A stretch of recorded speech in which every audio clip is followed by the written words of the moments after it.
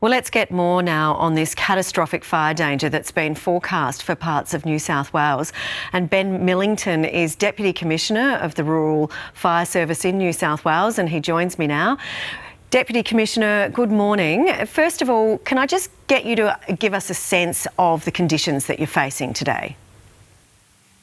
Yeah, good morning, Steph. Look, quite a significant day for us here in New South Wales with extreme fire danger conditions for the majority of the state. But as we heard from Nate, more concerning is that catastrophic fire danger for central west parts of the state. It's the first time since 2023 that we've seen these conditions in New South Wales, and we really need communities to be vigilant throughout the day. And obviously that also means total fire bans for parts of the state, because with these sorts of conditions we're hearing about, it's probably not going to take very much to set off a blaze, is it? No, that's right. We've got total fire ban declarations across many parts of the state, here in the Greater Sydney area, Greater Hunter, but also out in the Central West, Riverina and northern parts of the state.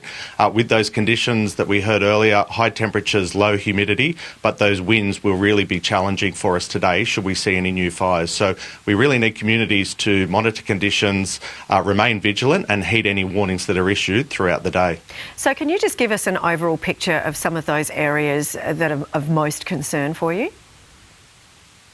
Yeah, those areas within the catastrophic fire danger in the Central West, places such as Dubbo, Narromine, Parkes, Forbes, Blantamora, Wetton and Lachlan, 8 local government areas that are affected by that. That's where we're going to see the high temperatures, those strong winds, and we've got those really dry fuel loads out in those areas. So today, catastrophic is the highest of our fire danger ratings. It is serious, and we really need people to monitor conditions and remain vigilant.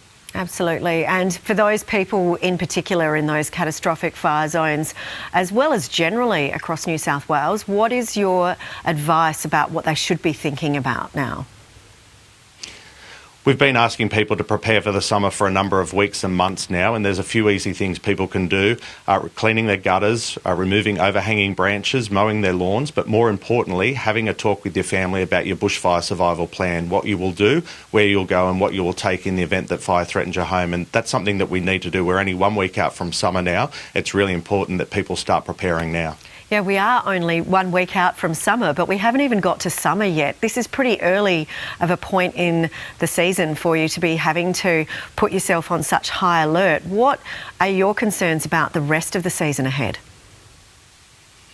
We've had a relatively dry spring, and as I said, coupled with those fuel loads across the state, these conditions are ripe for a very busy fire season ahead.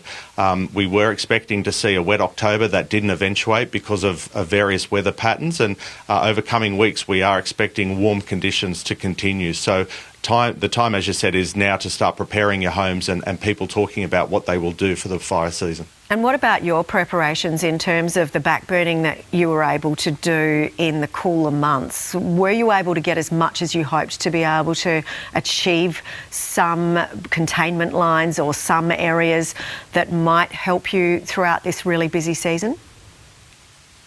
It was a wet winter, and that did affect our hazard reduction activities.